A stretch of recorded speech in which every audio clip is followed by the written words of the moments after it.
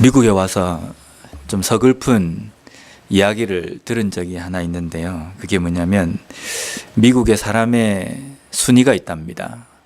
첫 번째 순위는 어린아이, 2순위는 여자, 3순위가 남자인 줄 알았는데 3순위는 애완견이랍니다. 그리고 마지막이 남자랍니다. 남자가 사람의 순위로서는 제일 마지막이라고. 그 이야기 들을 때 진짜 그런가? 라는 생각이 들었습니다. 근데 한국에도 이런 유머가 하나 있습니다. 이사날이 되면 남편들은 이삿짐을 나르고 이런 것도 해야 되지만 제일 중요한 것은 이삿짐 트럭에 애완견을 안고 운전사 바로 옆에 제일 먼저 앉아야 된답니다. 안 그러면 아내가 버리고 간답니다. 남자가 마지막이다. 이 이야기를 제가 하고 싶은 게 아니고요. 어디든지 뭐 순위가 다를 수도 있습니다. 우리 집은 그래도 애완견이 마지막이고 남편이 세 번째입니다라고 이야기할 수 있지만 어떻든 어느 곳에 가든지 1순위는 항상 어린아이입니다. 어린아이가 우리의 사회에서 비중이 좀 있다라고 생각하고 소중하게 생각을 합니다. 근데 오늘 본문에도 보면 어린아이에 대해서 예수님께서 말씀하시는 장면이 나옵니다. 근데 당시 유대인들이나 이스라엘 백성들 가운데의 어린아이는 지금의 우리가 생각하는 이 어린아이와는 조금 틀립니다.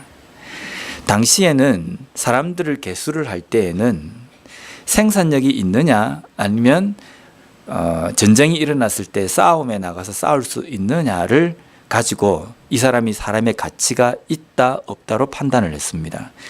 그래서 민수기 1장에 보면 이스라엘 백성들이 애굽에 나와서 2년쯤 되는 때에 하나님께서 자, 이스라엘 백성들이 몇 명 정도 되는지 계수를 하라라고 이야기하실 때에 조건이 있었습니다. 20세 이상 전쟁에 나갈 만한 자들을 계수하라라고 이야기합니다. 그러면 20세 이상 전쟁에 나갈 만한 사람은 남자밖에 없습니다. 20세 이하 되는 어린아이들은 좀 계수에 들어가지도 않습니다. 그리고 전쟁에 나가지 못하는 노인들 또 여자들은 하나님께서 민수기에 계수하라고 이야기할 때 그 계수의 범위에 들어가지 않습니다. 이 전통이 쭉 이어졌기 때문에 유대인들이 사람을 계수를 할 때에 항상 20세 이상 노동력이 있고 군사력에 포함될 수 있는 성인 남자들만 계수에 포함을 했습니다. 그래서 성경을 읽으실 때에 대부분의 숫자를 계수할 때에는요, 항상 이것을 염두에 두고 우리가 계수를 합니다. 그리고 성인 남자들만 몇 명이기 때문에 노인과 어린아이를 합하면 이 정도의 숫자가 되겠구나라고 해서 추정을 하는 겁니다. 이스라엘 백성들이 애굽을 나올 때에 장정만 40만이었습니다. 그러면 장정만 40만이기 때문에 어린아이, 노인, 여자들까지 치면 한 200만 정도 되겠구나라고 이렇게 추정을 하는 겁니다. 그러니까 이스라엘 백성들에게, 유대인들에게 어린아이는 지금의 어린아이처럼 소중한 존재가 아니라 어떻게 보면 이거 인간 취급도 안 하는 거구나라고 이렇게 생각될 정도로 그렇게 보입니다. 그런데 그 어린아이를 예수님이 계신 그곳에 사람들이 막 데리고 옵니다. 예수님께서 우리 아이를 머리를 좀 만져주시고 좀 축복을 해주셨으면 좋겠다라는 생각으로 데리고 옵니다. 데리고 올 때 제자들이 꾸짖습니다. 왜 제자들이 꾸짖는지는 모르지만 이 제자들의 행동들이 하나님께 책망받을 만한 일이었습니다. 그래서 16절에 이렇게 말씀하십니다. 예수께서 그 어린아이들을 불러 가까이 하시고 이르시되 어린아이들이 내게 오는 것을 용납하고 금하지 말라. 하나님의 나라가 이런 자의 것이니라. 어린아이가 나에게 오는 것을 금하지 말라. 하나님의 나라가 이런 아이들과 같은 사람들의 것이니라 라는 겁니다. 여기에서 우리가 먼저 생각을 해봐야 될 것이 하나님의 나라가 어떤 곳이냐라는 겁니다. 예수님께서는 당시의 유대인들에게 천국 복음에 대해서 말씀하셨습니다. 하나님의 나라에 대해서 가르치셨습니다. 근데 많은 사람들이 운집해 있고 예수님을 따라가지만 과연 하나님의 나라에 대해서 제대로 알고 예수님을 쫓는 사람이 몇 명이나 되었을까? 비단 예를 든다고 한다면요, 예수님께서 광야에서 보리떡 5개와 물고기 2마리로 5,000명을 먹이셨습니다. 거기에 모인 사람 5,000명 이러면 몇 명 정도 모입니까?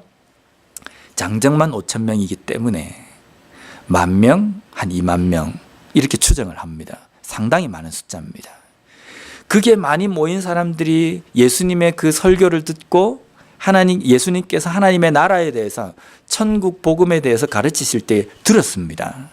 근데 그 듣는 사람들, 약 20,000명이라는 사람들이 모인 그곳에 과연 하나님의 나라가 어떤 것인지 깨닫고 그 자리에 앉아 있는 사람이 얼마나 있었을까? 나중에 예수님께서는요, 이 모인 사람들, 그 사람들에 대해서 이렇게 평가합니다. 너희들이 기적을 보고 나를 쫓는 것이 아니라 먹고 배부르기 때문에 나를 쫓는 것이다.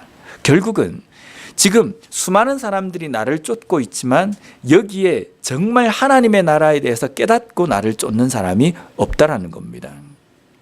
깨닫고 쫓는 사람이 없기 때문에 하나님의 나라에 대해서 가르친다 할지라도, 복음에 대해서 가르치고 있지만 그 복음에 대해서, 하나님의 나라에 대해서 온전히 깨닫는 사람도 여기에 없다라는 겁니다.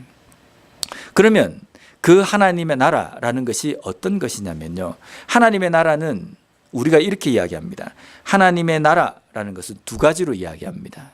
하나는 왕국으로서의 하나님의 나라가 있고, 하나님의 다스림의 범위 안에 들어가는 것으로 하나님의 나라가 있습니다. 왕국으로서의 하나님의 나라, 그러면 우리가 어릴 때부터 교회를 다니면서 자주 들었던 죽으면 가는 천국, 육신이 죽으면 영혼이 들어가는 천국, 그것을 왕국으로서의 하나님의 나라라고 이야기합니다. 그런데 예수님께서는 이 땅 가운데 있는 우리들에게도 하나님의 나라가 이곳에 임하였다라고 이렇게 표현하거든요. 그러면 그때 이야기할 때의 하나님의 나라는 통치적인 개념입니다. 하나님이 다스리고 하나님께서 통치하시는 그곳이 곧 하나님의 나라인 겁니다. 그러면 지금 현재 내 삶에서 하나님께서 다스리시는 삶이라고 한다면 지금 현재 내 삶이 뭐가 되는 겁니까? 하나님의 나라가 되는 겁니다. 내가 지금 하나님의 다스림에 굴복하고 그 하나님의 다스림에 온전히 순종하면서 내가 살아가고 있다고 한다면 지금 내가 있는 이곳이 뭐가 되는 겁니까? 하나님의 나라가 된다는 겁니다. 그런데 이 당시에 많은 사람들은 하나님의 나라, 천국 이러면 뭐만 생각했냐면요, 육신이 죽으면 가는 그 천국만을 이야기하는 겁니다. 그래서 어떻게 해서든지 그 천국에 내가 들어가기만 하면 된다라는 생각이었습니다. 그럼 결국은 지금 현재 내 삶에서는 어떻든 전혀 상관이 없이 내가 죽고 나면 내가 천국에 들어갈 수 있다, 이 생각인 겁니다. 근데 하나님께서는 하나님의 나라에 대해서 그렇게 가르치지 않으셨습니다. 하나님의 나라는 지금 현재 내 삶에서 하나님의 다스림이 있는 통치적인 개념으로서의 그 하나님의 나라가 이루어져야지만이 육신이 죽고 난 다음에도 그 하나님의 나라에 들어갈 수 있다라고 가르치셨습니다. 그래서 하나님 나라가 이곳에 임하였다라고 이야기할 때에는요, 천국 복음을 듣고 받아들이고 믿고 그것으로 인해서 회개하는 자리까지 나아가는 것, 그 삶이 있을 때에 예수님께서는 오늘 하나님의 나라가 이곳에 임하였다라고 말씀하시는 겁니다. 근데 이것에 대해서 어린아이들은 잘 받아들인다는 겁니다. 그래서 17절 말씀해 보면요, 내가 진실로 너희에게 이르노니 누구든지 하나님의 나라를 어린아이와 같이 받아들이지 않는 자는 결단코 거기 들어가지 못하리라 하시니라. 예수님께서 이 말씀을 하실 때에는 농담도 아니고 정말 중요한 이야기입니다. 하나님의 나라를 받아들이지 않는 것은 결단코 그 천국에 들어가지 못하는 행동이라는 겁니다. 하나님의 나라를 받아들인다는 것은 어떤 겁니까? 천국 복음에 대해서 듣고 하나님의 나라에 대해서 우리가 들었을 때에 그것을 믿고 아멘으로 화답하고 회개하고 하나님의 그 다스림에 순종하고 나아가는 그 자리까지 가는 것이 하나님의 나라를 받아들이는 겁니다. 제가 전도사 때에 유아부를 맡은 적이 있습니다. 유치 유아부를 맡았는데요. 근데 그 유치 유아부 애들은 집중력이 한 10분, 15분도 가지 않습니다. 그래서 짧은 시간 내에 설교를 결판을 내야 됩니다. 근데 솔직하게 저 애들이 뭘 듣고 알겠나라는 생각이 좀 듭니다. 조그만 애들이 무릎 꿇고 여기 앉아 있는데 듣는다라고 앉아 있는데 얘들에게 뭘 설명을 해야 되나라는, 저도 이제 처음에 전도사기 때문에 초년이기 때문에 얘들에게 뭘 말귀라도 알아들을까라는 생각입니다. 그래서 준비를 해서 이렇게 설교를 합니다. 하면 아이들의 눈이 빨려 들어옵니다. 그래서 때로는 하나님의 나라, 때로는 회개, 죄 이런 이야기를 하면요, 애들이 인상이 일그러져요. 막 그게 빨려 들어오는 겁니다. 그러고 난 다음에 설교를 하고 있으면 얘들은 지금 그게 없지 않습니까? 설교를 한참 하는데 죄에 대해서 이야기하면요, 물어보지도 않습니다. 시키지도 않았는데 내가 동생한테 이런 죄를 이렇게 해서 내가 나쁜 죄를 지은 것 같아요. 내가 엄마한테 이렇게 해서 내가 하나님 앞에 죄를 지은 것 같아요. 심지어는 자기 집안 이야기까지 다 합니다. 우리 엄마 아빠가 싸워가지고 이랬는데 우리 엄마 아빠가 죄를 지었어요. 뭐 시키지도 않았는데 이야기를 다 하는 겁니다. 아이들은 성경에 대해서, 천국 복음에 대해서 이런 이야기를 할 때 어떻게 받아들이는 겁니까? 실제 그것을 믿고 순전하게 받아들이는 겁니다. 순전하게 받아들이니까 회개, 죄 이야기하니까 그 아이들의 입에서 죄에 대해서 회개해야 된다라고 이렇게 이야기하는 겁니다. 근데 이 아이들이 시간이 좀 지나서 어른이 되면, 우리 같은 어른이 되면 어떻게 됩니까? 천국에 대해서 이야기하고 하나님의 복음에 대해서 이야기하면 우리가 머리로 받아들입니다. 머리로 받아들이면서 고민을 합니다. 머리로 받아들이고 고민하는 것 나쁘다는 것이 아닙니다. 고민해야 되고 연구해야 되고 또 머리로 생각도 해야 됩니다. 근데 생각하고 고민한 결과가 뭡니까? 성경은 다 믿을 게 아니다. 여기에는 허구도 있다라는 겁니다. 그리고 나중에는 더 심하면요, 죽고 난 다음에는 아무것도 없다. 죽으면 끝이다. 이 세상에서 잘 살아보자. 신앙생활 오래 하셨던 분들이 성경에 대해서 나름대로 빠삭하게 연구하고 알고 있다라고 하시는 분들의 입을 통해서 나오는 말입니다. 성경에는 허구도 있기 때문에, 때로는 과장된 일도 있기 때문에 우리가 100% 그것을 다 사실이라고 받아들여서는 안 된다라고 이야기하는 겁니다. 왜 그렇습니까? 세상 때가 묻었기 때문입니다. 그 사람들에게 천국 복음, 회개, 하나님의 나라에서 전해질 때에 그 어른들은 어떻게 받아들입니까? 저건 내 이야기가 아니다. 저거는 죽어서 가는 그 왕국이구나. 이런 식으로만 받아들인다는 겁니다. 그 시대, 그 사람들에게, 오늘 이 시대 우리들에게 예수님께서 말씀하십니다. 어린아이와 같이 하나님의 나라를 받아들이지 않는 자는 결단코 그 하나님의 나라에 들어갈 수 없을 것이다 라는 겁니다. 결단코 들어갈 수 없습니다. 하나님의 나라를 받아들인다는 것은 복음이 나에게 들려질 때에 그 복음으로 인하여서 내 가슴이 저려와야 됩니다. 내 마음 가운데에 회개할 거리와 하나님 앞에 나아가야 될 것들을 온전히 고민하면서 나아가야 되는 겁니다. 이쪽 귀로 듣고 이쪽 귀로 나가면, 예수님의 말씀으로 의하면 그 하나님의 나라를 받아들이지 않는 자는 하나님의 나라에 들어갈 수 없다는 겁니다. 하나님의 나라에 들어갈 수 없다는 것은요, 죽어서 천국에 못 간다는 그 개념도 있지만 더 중요한 것은 성령께서 나를 지배하실 때에 그 지배하심을 순복하지 않기 때문에 지금 현재 하나님의 다스림이 삶 속에서 일어나지 않을 거라는 겁니다. 이건 무서운 말씀입니다. 하나님이 나를 다스리지 않는다는 것은 하나님과 내가 아무런 상관이 없다는 겁니다. 성경은 내가 읽고 교회는 오래 다니고 직분도 있고 봉사도 했지만 하나님의 나라에 대해서 받아들이지 않는 사람이라고 하는 것은 하나님과 전혀 관계없는 삶을 사는 것과 마찬가지라는 겁니다. 두려운 말씀입니다. 하나님의 나라에서 우리가 어린아이처럼 순수하게 우리가 받아들여야 되지만 어느 때까지 우리가 이 어린아이처럼 이렇게 순수하게 받아들이는 것을 해야 하는가? 근데 덮어놓고 이것을 그냥 받아들이라는 것은 아닙니다. 어린아이처럼 아무 생각 없이 고민하지 말고 복음이 이렇다 그러면 그냥 딱 받아들이라, 이런 뜻이 아닙니다. 히브리서 5장 13절 말씀을 보면요, 이는 젖을 먹는 자마다 어린아이니 의의 말씀을 경험하지 못한 자요 라고 기록되어 있습니다. 여기 보면 어린아이니 라고 할 때 이 어린아이는 별로 그렇게 좋지 않은 의미로 사용되어졌습니다. 젖을 먹는 자니 어린아이다. 이 어린아이는 하나님의 말씀, 의의 말씀에 대해서 경험하지 못한 자다라는 겁니다. 복음에 대해서, 하나님의 말씀에 대해서 우리가 듣고 그 말씀을 믿고 받아들인다고 한다면 그것으로 끝나버리면 안 됩니다. 아이가 자랄 때에 어떻습니까? 열심히 먹입니다. 먹이면 아이가 자라잖아요. 아이가 자라는데 먹이는 대로 아이가 신체적으로 발육이 되어져야 됩니다. 근데 발육이 되어질 때에 머리만 이렇게 커지고 몸은 그대로 되면 이 아이가 뭐가 문제가 되는 겁니다.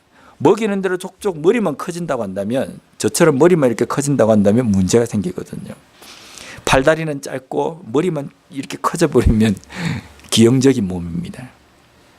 먹였을 때에 신체가 자란다고 한다면 머리, 팔다리, 몸, 내장기관 모든 것들이 골고루 자라야 됩니다. 골고루 자랄 때 건강하게 잘 먹었구나 라고 이야기합니다. 우리가 하나님의 말씀을 먹을 때에 그 말씀을 먹고 난 다음에 우리의 신앙적인 모든 부분이 골고루 자라야 됩니다. 어떤 성도님들은 이렇게 이야기합니다. 내 신앙에서는 말씀이 전공이다, 기도가 전공이다, 전도가 전공이다, 이렇게 이야기하는데요, 그게 어떻게 보면 깊은 의미에 보면 그건 잘못된 말입니다. 우리가 믿음이 있고 신앙이 있다고 한다면 기도, 말씀, 전도, 봉사 모든 것들, 하나님께서 우리에게 요구하시는 모든 것들에 대해서 골고루 전공자가 되어야 된다는 겁니다. 어느 한쪽에만 치우치는 것이 아니라 골고루 되어져야 되는 겁니다. 말씀도 열심히 읽고 그 말씀으로 열심히 연구하고 깨닫는 것에서도 앞장서야 되고, 기도도 열심히 하고 그 기도에 대해서도 우리가 깨닫는 것도 열심히 해야 되고, 전도, 봉사, 헌신 모든 것들이 다 골고루 되어져야 됩니다. 근데 아이가 이제 열심히 먹고 신체 발육이 잘 됩니다. 신체적으로 발육만 됐다고 해서 이 아이가 건강한 아이라고 이야기합니까? 이 정신과 이 뇌도 함께 발달이 돼야 됩니다. 열심히 먹였는데 몸은 이렇게 크는데 생각과 마음은 어린아이의 그 수준에서 벗어나지 못한다고 한다면 이 아이도 문제가 있다라고 이야기합니다.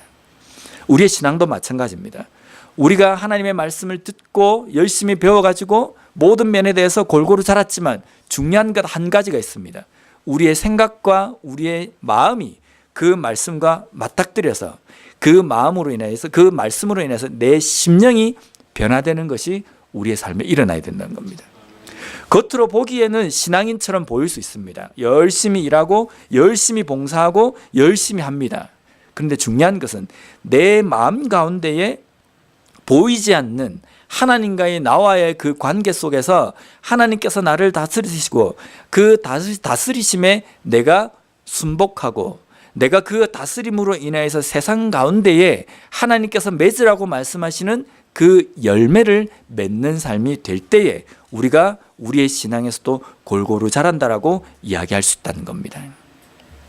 예수님께서 길을 걸어가실 때에 무화과 나무를 보셨습니다. 멀리서 딱 보니까 잎이 무성하게 돼서 멀리서 보니까 무화과 나무가 너무 건강해 보이는 겁니다. 정상적인 무화과 나무처럼 보입니다. 예수님께서 제자들과 함께 그 무화과 나무에 가셨습니다. 보니까 열매가 하나도 없는 겁니다. 잎은 무성한데 나무처럼 보이는데 열매가 없는 겁니다. 예수님께서는 이 무화과 나무를 어떻게 하셨습니까? 시들게 만들어 버리셨습니다. 이거는요, 예수님께서 무화과 나무를 못 드셨기 때문에 화가 나셔가지고 하신 것이 아니라 우리에게 가르치시기 위해서입니다. 멀리서 보면 그리스도인 같이 보입니다. 잎이 무성해가지고 겉 외형적으로 볼 때에는요, 교회도 나가고 성경도 알고 있고 나름대로 기도도 하는 것 같고 봉사도 하는 것처럼 보입니다. 그래서 무성하게 무화과 나무처럼 보입니다. 근데 열매를 따는 날이 있습니다. 그 열매를 따시는 분은 누구십니까? 예수님이십니다. 우리의 열매를 보시겠다고. 그 열매를 따시기 위해서 우리에게 오셨을 때에 우리에게 잎은 무성한데 열매가 하나도 없습니다. 우리가 예수님 앞에 이렇게 잎이 무성하지 않습니까? 내가 무화과 나무지 않습니까? 라고 우리가 이야기한들 예수님께서는 그걸 보시지 않는다는 겁니다. 예수님께서 보시는 것은 너가 무화과 나무면 무화과 열매를 얼마나 맺었느냐, 그것을 우리에게 요구하신다는 겁니다. 내가 그리스도인입니다. 그래, 그리스도인으로서 너가 무엇을 했느냐? 교회도 열심히 다니고요, 성경도 몇 독을 했고요, 전도도 몇 명이나 했고, 구제도 많이 하고 헌금도 내가 많이 했습니다. 예수님께서는 그걸 보시는 것이 아니라 너가 그리스도인으로서 어떤 열매를 맺었느냐라는 겁니다. 정말 성령께서 우리에게 주시는 그 열매를 통하여서 주변에 있는 모든 사람들에게 그 열매를 맺는 삶으로 본을 보이는 삶을 살았느냐라는 것을 우리에게 요구하시고 그것을 보신다는 겁니다. 외형적으로 잎만 무성한 나무는 나무라고 할 수 없습니다. 만약에 그 나무가 과일 나무가 아니고 열매를 맺는 나무가 아니라면 괜찮지만요, 우리에게 하나님께서 말씀하신 것은 열매를 맺는 나무라는 겁니다. 지금 우리의 영적인 상태는 어떻습니까? 어린아이처럼 하나님의 말씀이 들려질 때에 그 말씀으로 인하여서 내 마음이, 내 심장이 뭔가 이렇게 저려오고 뭔가 내 마음이 먹먹해지는 것을 느끼십니까? 제가 요즘에 와서 하나님 앞에 기도하면서 정말 이렇게 힘들게 하나님 앞에 간구하고 기도하는 것이 있습니다. 성경을 읽는데 자꾸만 머리로만 읽어지는 겁니다. 분명히 내가 읽고 성경을 묵상하고 있는데 자꾸만 그것이 지식으로만 끝나는 겁니다. 이렇게까지 내려와가지고 가슴이 뭔가 따뜻해지고 가슴이 뭔가 찢어질 것 같은 그런 느낌도 좀 들고 가슴을 치는 경우도 있고 해야 하는데 여기만 왔다가 그냥 나가버리는 겁니다. 왜 이렇게 되어버렸을까 생각하며 기도하니까 그런 생각이 드는 겁니다. 너무 주변의 환경이나 상황들 때문에 너무 치여 있어서 세상적인 고민과 세상적인 생각들 때문에 그것이 여기에 꽉 차 있으니까 말씀을 읽어도 여기까지 내려오지 않고 그냥 읽고 그냥 나가버리는 겁니다. 지식적으로만 깨달아지는 겁니다. 아, 이거 이렇게 하면 되겠구나, 이걸로 끝나지. 그것이 내 삶에서 어떤 의미로 다가오는 거, 그것 때문에 옛날에는 그 말씀 때문에 가슴이 따뜻해지면서 뭔가 찌릿찌릿해지면서 눈물도 나고 기도할 수밖에 없겠다라는 생각도 들었는데 요즘은 그렇게 되지 않는 겁니다. 너무 냉랭해져 있고 차가워져 있는 겁니다. 그래서 하나님 앞에 기도했습니다. 하나님, 이게 진짜 지옥 같습니다. 하나님께서 나와 함께 하시고 말씀이 바로 내 앞에 있고 그 말씀이 들려짐에도 불구하고 왜 내 가슴에는 뭔가 느껴지지 않습니까? 이것이 과연 만약에 지옥이 있다고 한다면 이게 지옥이 아닐까라는 생각이 듭니다.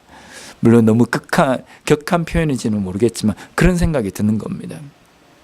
긴 생활 우리가 신앙생활 했다라고 이야기하지만 그 긴 생활 가운데에 하나님과 동행하지 않고 입만 무성한 그러한 신앙생활이라고 한다면요, 그것만큼 불쌍한 시간은 없습니다. 짧은 시간 내가 하나님을 믿었다 할지라도 그 하나님의 말씀 때문에 내 마음이 저려오고 그것으로 인해서 하나님 앞에 회개하고 하나님의 눈물을 흘리면서 가슴을 치며 하나님 앞에 기도하는 그런 경험, 그런 자리까지 나아가는 것이 하나님의 말씀을 경험하고 하나님의 나라가 내 가운데 임하였다라고 하나님께서 말씀하시는 그 심령이 된다는 겁니다. 우리의 말씀, 우리에게 들려지는 그 말씀 앞에서 우리의 믿음 어떠한 부분을 자랑하십니까? 내가 이런 행위를 했고 이런 일들을 했고 입만을 자랑하는 신앙인이 아니라 내 삶에서 하나님의 나라, 하나님의 다스림으로 인하여서 열매 맺는 그 열매를 주변에 있는 모든 사람들에게 본을 보여주며 그것을 내세울 수 있는 신앙생활을 하는 우리 모두가 되었으면 좋겠습니다. 기도하겠습니다.